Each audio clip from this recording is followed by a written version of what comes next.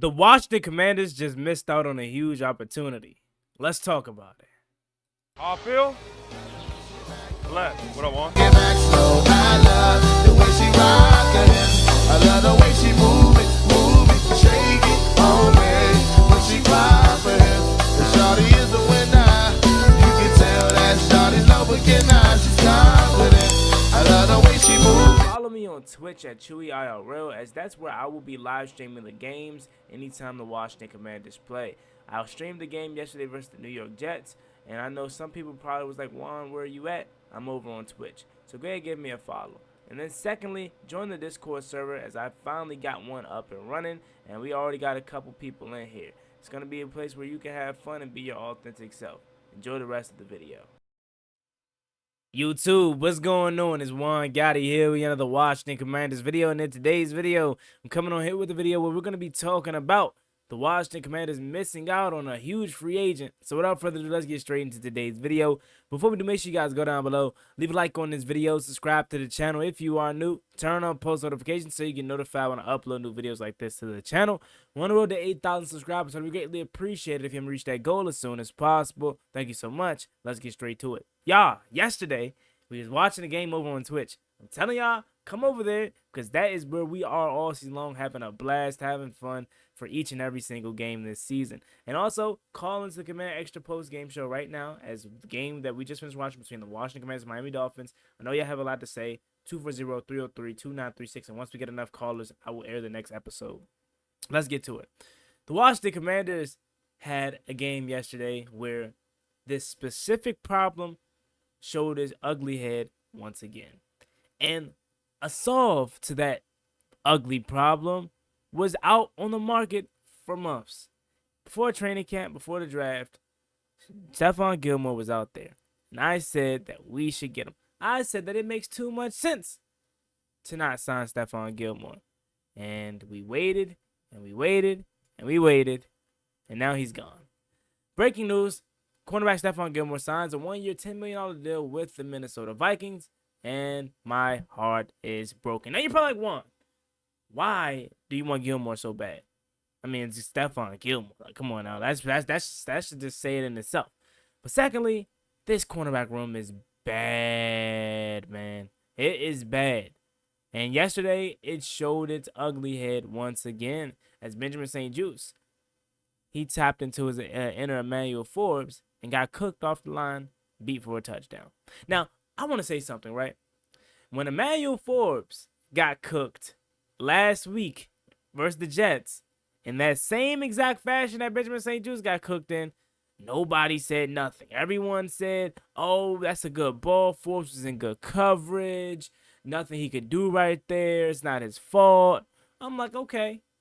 But then when St-Juste has the same exact play the following week, y'all on his neck. Y'all going crazy on St-Juste. Oh, St-Juste don't get his hands up. He don't make contact at the line with the receiver because you can touch him within 5 yards. He doesn't try to disrupt his time. Oh, doesn't that sound early similar to what I said about Emmanuel Forbes last week? I'm just saying. The Washington Commanders had an opportunity to sign Stephon Gilmore, and they didn't do it. Now, granted, Stephon Gilmore was a free agent, okay? And he was just waiting for the right opportunity.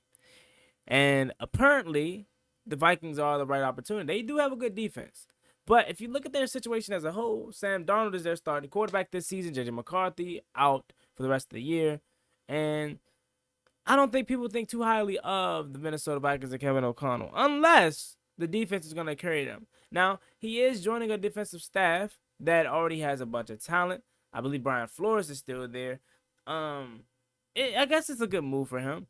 But even me, like, putting my Washington Commanders biasness aside, I feel like Washington was the better fit for him because of his familiarity with the coaching staff, right? You can't say he's joining a team that is in contention for a Super Bowl. That's what he wants, because the Vikings aren't going nowhere this year. They're probably going to finish third in their division, fourth maybe, because the Bears looking good. You got the Lions, Packers, Bears. So the Vikings may finish fourth in the division, And you look at a team like Washington, who, in my opinion, isn't necessarily a playoff team this year, but crazier things have happened.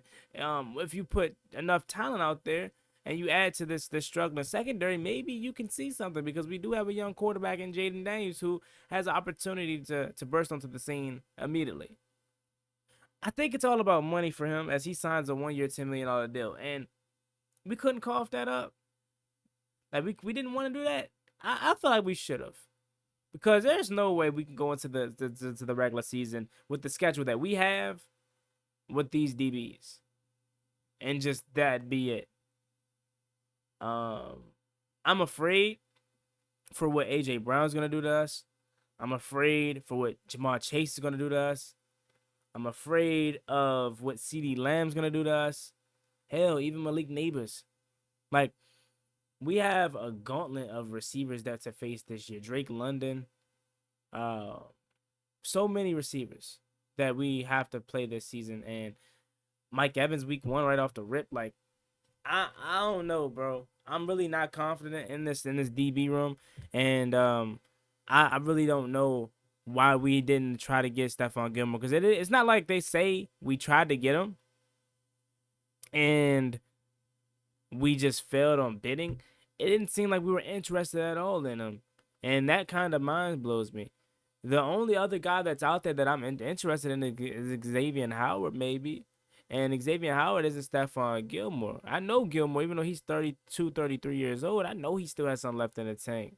I'm not sure if that's the case for Xavier Howard, right? So it's looking like we're going into the season with Mike Sanders still, Manuel Forbes, Benjamin St-Juste, Michael Davis as our starter.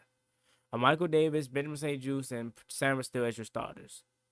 You know what I'm saying? And outside of Sanders still and Quan Martin, this secondary unit, it's not pretty to me, you know, and it's a issue that is going to arise this season with the Washington Commanders schedule. Let me actually pull up the schedule right quick and read off the teams that have dynamic wide receivers, right? So week 1, Mike Evans. Week 2, Malik Neighbors. Week 3, Jamar Chase. Week 4, Marvin Harrison. Week 5, Amari Cooper. Week 6, the Ravens. Zay Flowers, maybe. I guess. You know what I'm saying? I guess.